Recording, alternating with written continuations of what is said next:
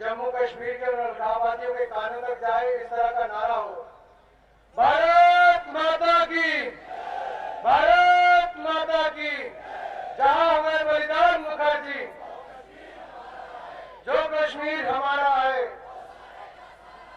मंच पर उपस्थित हम सबके प्रेरणा स्रोत, हम सबके मार्गदर्शक परम श्रद्धेय लालकृष्ण आडवाणी जी, भारतीय जनता पार्टी के पूर्व में राष्ट्रीय अध्यक्ष रहे आदरणीय श्री वेंकैया नायडू जी, पार्टी के राष्ट्रीय महामंत्री आदरणीय अनंत कुमार जी, धर्मेंद्र प्रधान जी, जगत प्रकाश नड्डा जी, आदरणीय श्री विजय कुमार मल्होत्रा जी, राष्ट्रीय मंत्री श्री वाणी त्रिपाठी जी, युवा मोर्चा के राष्ट्रीय महामंत्री मनोरंजन मिश्रा जी, दिल्ली प्रदेश के जुझारू अध्यक्ष विजेंद्र गुप्ता जी, युवा मोर्चा दिल्ली प्रदेश के अध्यक्ष नकुल भारद्वाज जी, दिल्ली प्रदेश की प्रभारी ध्वनि शर्मा जी, मंच और सभा में उपस्थित भारतीय जनता पार्टी के सभी पदाधिकारीगण, सभा में उपस्थित मेरे आदर के योग्य भाई और बहनों, मीडिया से आए हुए मेरे प्रिय मित्रों,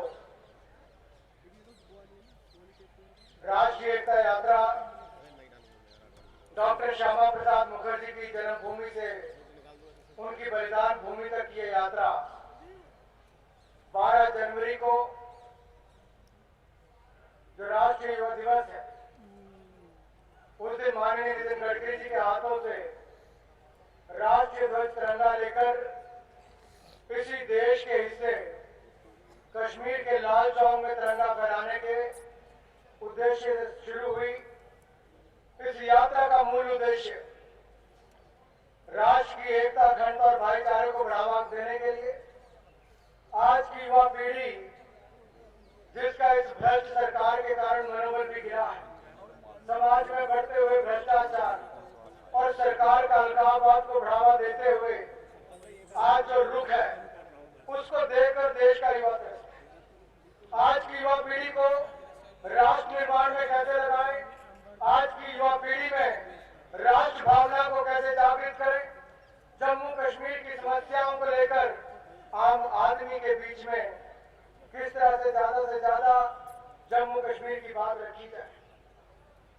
आदरणीय आडवाणी जी, अगर इस देश में सबसे ज्यादा यात्राएं किसी ने की होगी, देश के कोने कोने में किसी को जाने का सौभाग्य प्राप्त हुआ होगा, तो आपको है।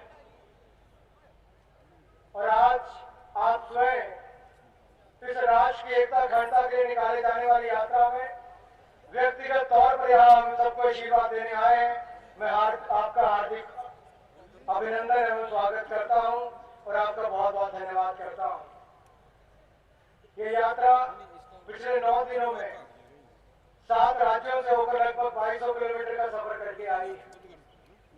पूरे देश में युवाओं ने आगे बढ़ चढ़कर, सभी वर्ग के लोगों ने इस यात्रा का जोरदार समर्थन किया। कोई धर्म का इसमें नाम नहीं था। ये देश की एकता, अखंडता के लिए यात्रा है। किस तरह से जम्मू कश्मीर में बैठकर अलगाववादी ताकतें वहां के युवाओं को आज भी भारत के खिलाफ भड़काते हैं। आज क्या कारण है कि आज भी देश का युवा देश के किसी भी कोने में जाकर तिरंगा फहरा सकता है, लेकिन लाल चौक जाने पर आपत्ति क्यों? कश्मीर आने पर अलगाववादियों के साथ साथ उस प्रदेश के मुख्यमंत्री को आपत्ति क्यों? आखिर ऐसा क्या है तिरंगा फहराने में? क्या ये आप सबका अधिकार नहीं? क्या ये आपकी नैतिक जिम्मेदारी नहीं?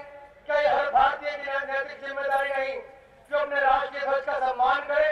अगर युवा मोर्चा भी राष्ट्रीय ध्वज लेकर चला है, अगर तिरंगे के सम्मान के लिए, सैनिकों के मनोबल को बढ़ाने के लिए, जम्मू कश्मीर को भारत का भिन्न बनाए रखने के लिए अगर युवा मोर्चा ने राष्ट्रीय एकता यात्रा निकाली है, तो देश के करोड़ों युवाओं ने उसका सहयोग दिया, समर्थन दिया, सड़कों पर देश का युवा उतरा है, तो आज देश की एकता, अखंडता के लिए उतरा है। कौन सी पार्टियां जैसी है देश में जिसने राष्ट्र की एकता, अखंडता के लिए, जम्मू कश्मीर को बचाने के, धारा 370 को खत्म करने के लिए पूरे देश भर में कहा हो कि जो दूरियां हैं जम्मू कश्मीर और शेष भारत में, उसको कम करने का प्रयास किया जाए। गलती पंडित जवाहरलाल नेहरू जी कर गए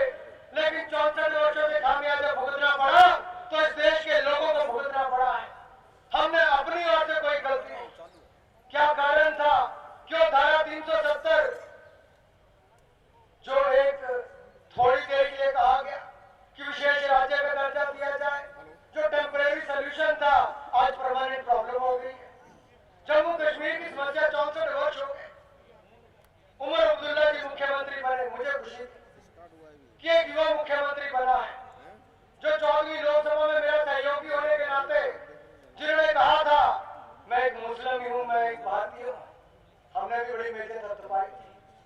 लेकिन आज जम्मू कश्मीर का मुख्यमंत्री बनने के बाद 1953 से पहले की परिस्थितियों की बात करते हैं, अलगाववाद को बढ़ावा देते हैं। मैं उनसे पूछना चाहता हूं, उमर जी, जो कश्मीरी पंडितों को आज 20-21 वर्ष हो गए, जिनको वहां से धक्के मार के निकाला गया था, जिन बहनों माताओं के साथ बलात्कार किया गया, जिनके परिवारों को खत्म कर दिया गया था, पिछले 2 दशकों में केंद्र की सरकार ने और प्रदेश की सरकार ने क्या प्रयास किया उनका पुनर्वास के लिए, उनके घर वापस आने के लिए। आज आपको जब हमने राष्ट्रीय एकता यात्रा निकाली तो आपको याद आ गया कि कश्मीर बगैर कश्मीरी पंडितों के अधूरा है। मैं आपको पूछना चाहता हूं, आपने ये भाषा को उपयोग भी कैसे कर दिया कि राष्ट्रीय एकता यात्रा को रोकिए? आपको पता है इसके पीछे मूल उद्देश्य क्या था? कैसे रोक सकते हैं आप इस देश के लोगों को इस देश की भूमि पर आने पर? यह हमारा अधिकार है। अगर हम छत्तीसगढ़ में, कन्याकुमारी में, कटक में जाकर लहरा सकते हैं तो लाल चौक भी आएंगे और तिरंगा वहीं आकर लहराएंगे। मित्रों, तिरंगा वहीं आकर लहराएंगे।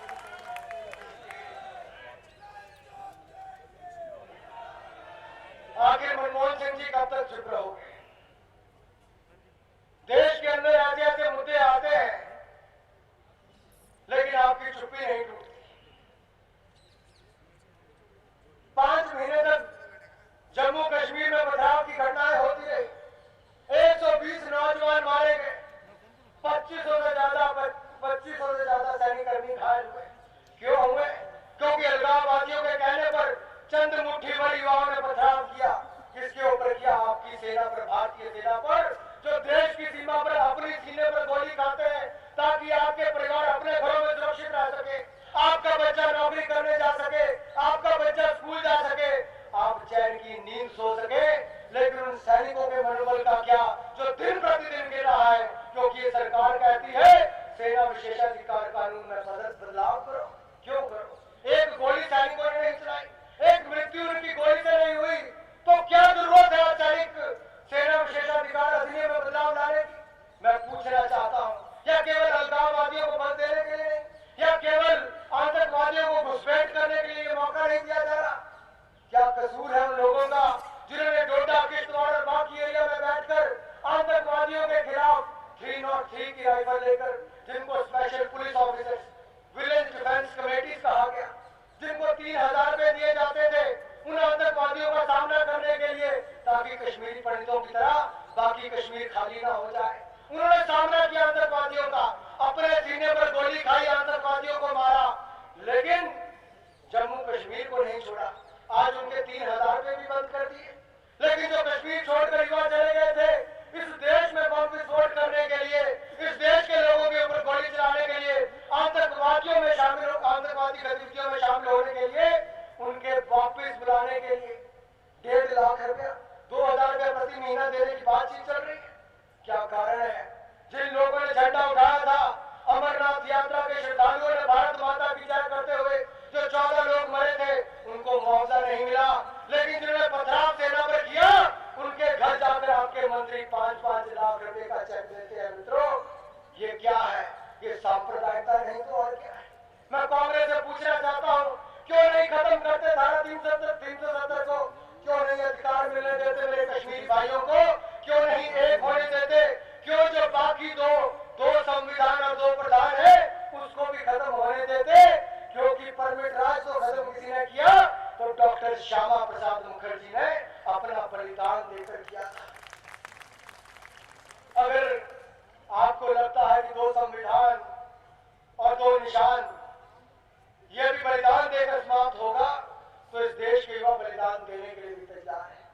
हम चाहते हैं हमारे कश्मीरी भाई जिन सुविधाओं से वंचित हैं, उनको जिस विचारधारा के साथ जोड़कर दूर रखा जाता है, हम चाहते हैं कि उन सबको वो अधिकार मिले। हम चाहते हैं कि उस इलाके का विकास हो। लेकिन उमर अब्दुल्ला जी, ये कहकर नहीं होगा। मैं कहना चाहता हूं प्रधानमंत्री जी से, तिरंगे का अपमान इसमें देश हो रहा है, इस देश में हो रहा है, विरोध इस देश में तिरंगे का हो रहा है, और आपकी सरकार मूक दर्शक बनकर बैठी है।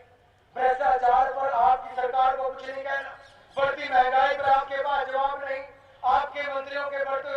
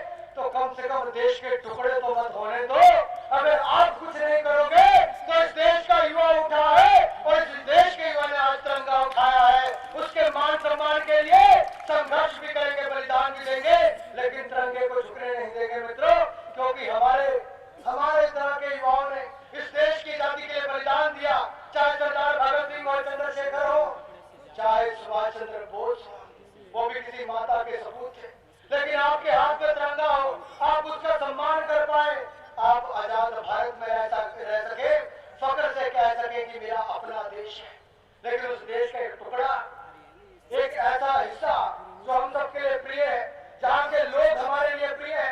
मुझे खुशी होती है उमर जी कहते मेरे देश के युवा आ रहे हैं, राष्ट्र की एकता अखंडता की बात लेकर आ रहे हैं, मैं उसका भागीदार बनूंगा। जम्मू कश्मीर के बॉर्डर पर अगर उमर एक तिरंगा हाथ में लेकर खड़े होते तो मैं कहता मेरा एक भाई जम्मू कश्मीर का मुख्यमंत्री है, लेकिन अगर आज अलगाववाद की भाषा बोल रहा है, मुझे कहना पड़ रहा है 120 करोड़ लोग इस देश में हैं। इस देश के युवा जब एक भूख भी मारेंगे तो यासीन मलिक जैसे लोग पाकिस्तान में पाए जाएंगे, इस देश की भूमि पर नहीं पाए जाएंगे। आप सब लोग माननीय अडवाणी जी को सुनने के लिए बेताब खड़े, लेकिन जिस तरह का सहयोग समर्थन इस यात्रा में मिला अडवाणी जी, इस देश के युवाओं में एक अजीब तरह का जोश है। मैं उस समय बहुत छोटा था जब आपकी यात्राएं निकली, जब मुरली मनोहर जोशी जी की यात्रा भी निकली, लेकिन उस समय का माहौल मेरे दिमाग पर, मेरे दिल पर है। किस तरह से लोग भावुक होते थे देश के नाम पर आपके साथ जुड़ने के लिए। आज मैंने वो युवाओं में देखा है, तो बहुत छोटा सा कार्य करता हूँ, लेकिन देश के युवाओं में वो राष्ट्र भावना देखी है। इसलिए फख्र के साथ कह सकता हूँ कि जब जब भारत माता पुकारेगी, इस देश का युवा संघर्ष और बलिदान देने के लिए सड़कों पर सीमा पर बैठा होगा, सरहद पर बैठा होगा, अपने सीने पर गोली खाने के लिए बैठा होगा, लेकिन देश का कोई हिस्सा इस देश से अलग नहीं होने के लिए मैं आपको विश्वास दिलाना चाहता हूँ। आप आए, आने में कही है, बाकी सभी बड़े नेता यहाँ पर आए, मैं आप सबका बहुत बहुत धन्यवाद करता हूँ। जय हिंद, जय श्री राम। समर्थन करने वाले जो करोड़ों साथ खड़े उनको देखिए, ये राष्ट्र की एकता अखंडता की यात्रा है, राष्ट्र के भाईचारे के लिए है, युवा शक्ति को राष्ट्र निर्माण में जोड़ने के लिए है, जम्मू कश्मीर की समस्या को समाप्त करने के लिए, धारा 370 को समाप्त करने के लिए है, एक ऐसे उद्देश्य के साथ है जिसका कोई भी भारतीय, कोई भी राष्ट्रवादी युवा या कोई भी ऐसा मंत्री या मुख्यमंत्री विरोध नहीं कर सकता। ऐसा मेरा मानना है और मुझे पूर्ण विश्वास है समय के साथ साथ उमर जी भी समझ जाएंगे कि ये राष्ट्र हित में है और इसके लिए उनको उसका सहयोग करना चाहिए और आगे आकर समर्थन करना चाहिए। उमर अब्दुल्ला का कहना यह है कि इस यात्रा के हम खिलाफ नहीं है, लेकिन बड़ी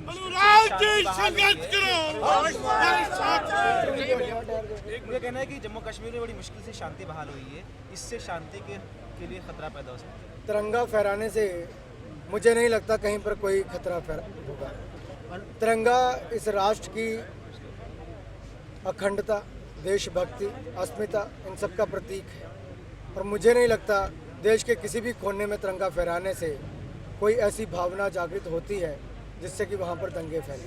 अनुराग जी, क्या आप इस बात को मानते हैं जो इस बार 26 जनवरी को लाल किले के बजाय लाल चौक पे देशवासियों की नज़र होगी? देखिए, देशवासियों की नज़र 64 वर्षों से जम्मू कश्मीर की उस धारा 370 पर है जो गलती नेहरू जी कर गए थे, लेकिन खामियाजा देश को भुगतना पड़ा, मेरे जम्मू कश्मीर के भाई बहनों को भुगतना पड़ा। लाखों कश्मीरी पंडितों के परिवार, सिखों के परिवार आज वहाँ से बाहर निकलकर देश के अलग अलग कोने में 20 वर्षों से टेंटों में रह रहे हैं। उनके पुनर्वास का आज तक उमर अब्दुल्ला जी को ख्याल नहीं आया, कांग्रेस पार्टी को ख्याल नहीं आया। मैं उनसे पूछना चाहता हूँ, आज जब राष्ट्रीय एकता यात्रा निकली है तो उमर जी कहते हैं बगैर कश्मीरी पंडितों के घाटी में आए कश्मीर अधूरा है, पूरा नहीं। तो ये मैं बताना चाहता हूँ, क्या संघर्ष किए बिना इस देश में कुछ नहीं मिलने वाला? क्या महंगाई, बेरोजगारी, भ्रष्टाचार जिस तरह बढ़ रही है उसी तरह कांग्रेस पार्टी अलगाववाद और सांप्रदायिक को बढ़ावा देगी? क्या मुस्लिम तुष्टीकरण की राजनीति करेगी? और ये जो समस्या है जम्मू कश्मीर की, वो कोई धार्मिक समस्या नहीं, वो राजनीतिक और संवैधानिक समस्या है। इसलिए धारा 370 को समाप्त करके जम्मू कश्मीर का पूर्ण विलय हिंदुस्तान में होना चाहिए। अभी तक के सफर में कितना सहयोग मिला है देशवासियों से? 9 दिनों में 7 राज्यों में लाखों लोगों ने आगे आकर इसका समर्थन किया।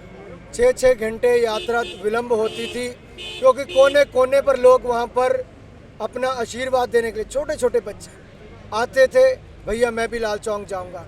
एक जगह पर हम तिरंगे को सिलाई करवाने गए, उन्होंने मना कर दिया, हम तिरंगे झंडे की सिलाई के पैसे नहीं लेंगे। एक दुकान पर हमारी कार्यकर्ता खड़े हुए चाय पीने के लिए, उस मुस्लिम भाई ने पैसे नहीं लिए, क्या कहा, आप राष्ट्र की काम के लिए जा रहे हैं, आप देशभक्ति का काम कर रहे हैं, मैं आपसे पैसे नहीं लूँगा।